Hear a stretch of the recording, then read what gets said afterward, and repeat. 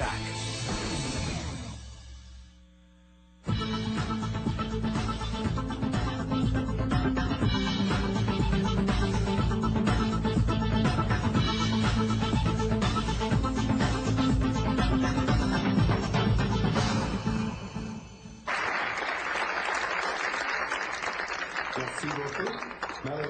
Thank you very much. Unfortunately, I'm not bilingual, and so I will speak English.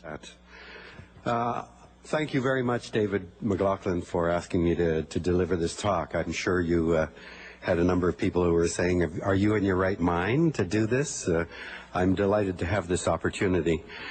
I have a lot to say. I threw out the speech that I brought here last night, and I'm now tempted to throw out the one that I've been frantically rewriting, and so I've got, 30 minutes. We've just gone through an election where not a hell of a lot has changed, but now we confront an economic meltdown of major proportions. And like the aftermath of 9/11, I believe this economic meltdown should provide us with an opportunity to ask some deep questions and to look at the future and where we are heading. I think we should be asking questions, for example, like, what is an economy for? It's not some independent force of nature that comes to us obeying the first and second law of thermodynamics. We invented the bloody thing. What is it supposed to do? How much is enough? And where are we heading? What are we aiming for with this economy that we've got?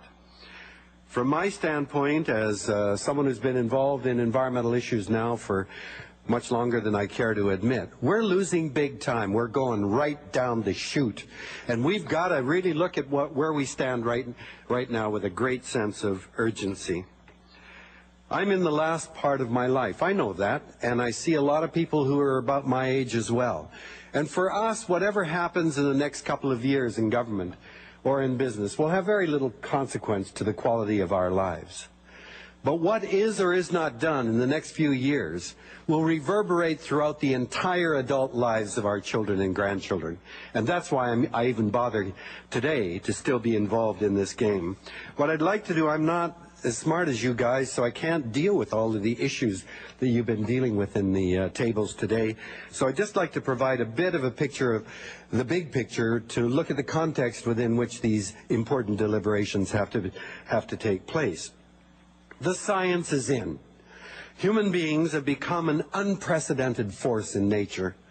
For the first time in the 4 billion years that life has existed on this planet, one species, us, is now capable of altering the physical, chemical, and biological features of the planet on a geological scale. There's never been another species in all that time that could do what we are doing today.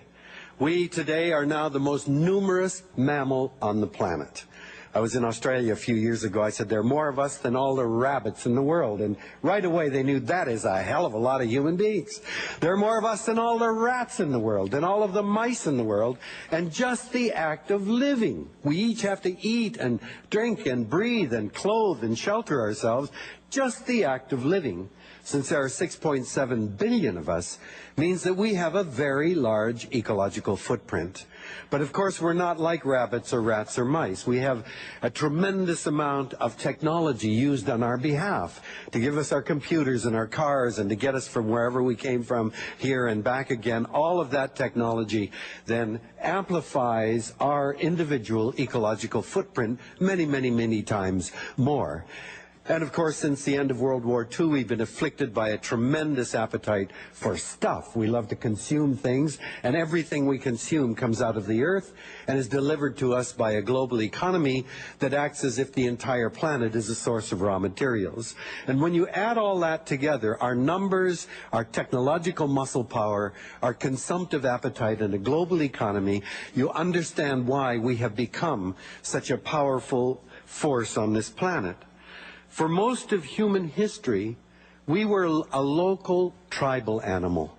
For most of human history, we may have encountered a couple of hundred human beings in a lifetime, may have traveled only a few hundred kilometers in a lifetime. We only had to worry about our tribe and our tribal territory, and maybe a few neighboring tribes where we get partners or go to war with. But basically, we didn't have to worry about what people were doing on the other side of a desert or a mountain or across the ocean. We were a local tribal creature.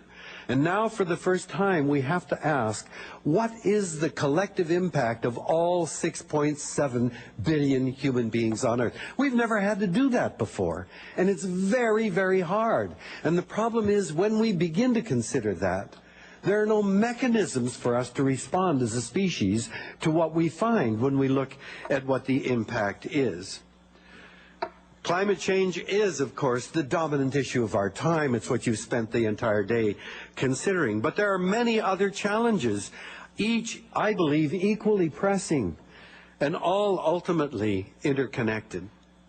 I grew up in London, Ontario in the 1950s, and I vividly remember being taught in high school that the oceans, which cover 70% of the planet, are a source of endless renewable protein.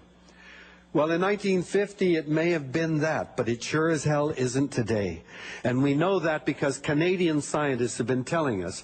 The late Ransom Myers from Dalhousie discovered that once a major species is targeted, with all of our technology now, within 15 years, over 90% disappear. Over 90% of the big fish, the swordfish, the tuna, the sharks, the northern cod, are now gone. And as Daniel Pauly from UBC says, we are now fishing our way down the food web. He says that we're now at the 4th level down from the big fish. And if you've noticed in the newspapers, I'm sure you've seen that we're now touting the benefits of sardines and anchovies because the big guys are gone. And what Daniel predicts is that we will soon be touting the benefits of jellyfish because that's what's going to be the main inhabitant of our great oceans. You've all, and Boris Worm at Dalhousie has found that all of the curves, if you follow the rate of overfishing, destruction of habitat, and pollution, that by 2048, if we don't change our ways, there will not be a commercially useful fish left in the oceans of the planet. You've all heard of the great gyres in the oceans that concentrate material that is thrown into it, and one of the gyres in the Pacific Ocean now has a pile of plastic bigger than the state of Texas, while the big gyre has an island of plastic that is larger than continental United States. If you read the book, The World Without Us, he claims that each of us now carries over 5 pounds of plastic in our own bodies. Carbon dioxide, as you know, is now dissolving at the interface between the atmosphere and the oceans. It dissolves as carbonic acid, and we are now acidifying the oceans with consequences that will be absolutely catastrophic to what's left in the ocean. And on The Current last week, you heard the discussion of these huge dead zones where there's no oxygen to support life, and they're increasing in all of the oceans in the world in size and number. We've heard about the extinction crisis. I remember the head of UNEP a few years ago telling us that over 50,000 species of plants and animals are going extinct every year. And we keep hearing these reports, 20% of birds will be gone by X number of years. Andrew Weaver at the University of Victoria says if we carry on warming the planet as we are, 80% of mammals will be gone by the year 2100. We hear about colony collapse disorder and the disappearance of honeybees, which for me was the biggest fear that went through my body when I read about that. Because a planet without pollinators is a planet that cannot possibly support a predator like us that is so high up on the food chain. All of this happens and passes by without much registry, which is, to me, astonishing. We know that we've used the air, the water, and the soil as a toxic dump. So why are we surprised that 15% of our children now have asthma, that 1 out of 8 women has breast cancer? The breast is like an early warning signal. It's made of fatty tissue that is, and a lot of the carcinogens are lipophilic. They like to go to fatty tissue. So the breast concentrates these compounds that we are injecting into the air, water, and soil. And I remind you of the 3 members of Parliament recently who volunteered to have them